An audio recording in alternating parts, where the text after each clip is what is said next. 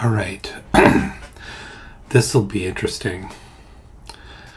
Just after Art Center, I went to New York to where I lived with my girlfriend for a while, and we lived in Park Slope, Brooklyn, which is right in this. Where is it? It's right down this area, Park Slope, Brooklyn. But anyways, my focus here is New York City. 1407 Broadway, right here. So I'm gonna zoom in, and you see the Empire State Building. I worked there, and where I came in to work was 42nd Street, which is right up in this area. Or sometimes I came in the Penn Station. But anyways, I'll zoom in on the building to where I started my career working in New York City. 1407 Broadway. Now I'm a little bit lost here, so I'll just click over here, and here it is, right over here. So one day I was reading the New York Times, and Maria's getting a little bit tired of me hanging around the house, so it was time for me to find a job. So one Sunday morning I was looking through the New York Times, and here's this job: a graphic designer needed to make patterns. Sounded pretty good. So I sent in my resume, gave him a call, and sure enough, I get this call. It was an Indian company, and so my direct boss, her name was Sheila. So I arranged an interview, and the thing is, I didn't know this was in the garment industry. I just knew it was a graphic design job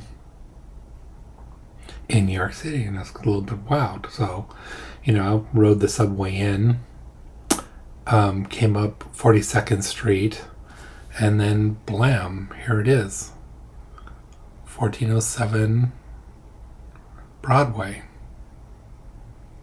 And I'll be damned. So I'm going up the elevator, and I'm seeing companies like Guess Jeans and all these kind of names. Even I would know. I didn't really care or know much about fashion. So I ended up going into 1407. It's Wings Manufacturing.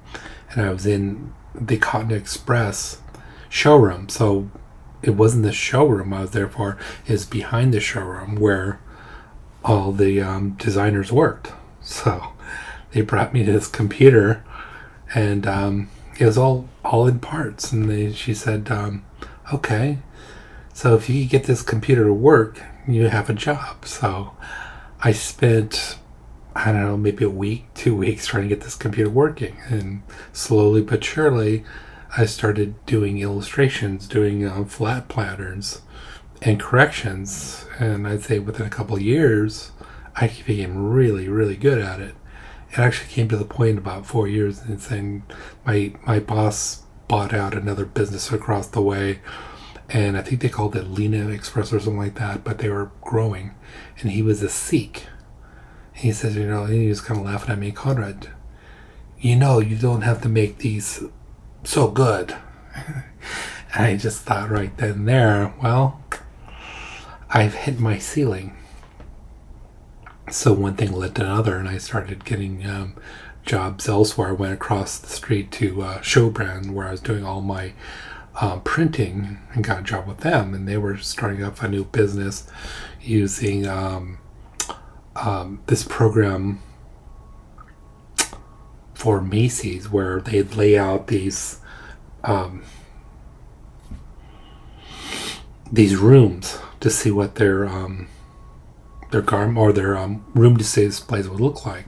So I was doing what's called texture mapping. It didn't last too long because I didn't have enough experience.